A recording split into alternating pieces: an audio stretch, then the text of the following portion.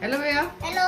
এখন তুমি কি বানাবে? এখানে আমি চকলেট চিপ কুকিজ বানাবো। Chocolate chip cookies. আর এখন তুমি কি করতেছো? এখানে তুমি আমি বিস্কুট করব। উইস্প করতেছো?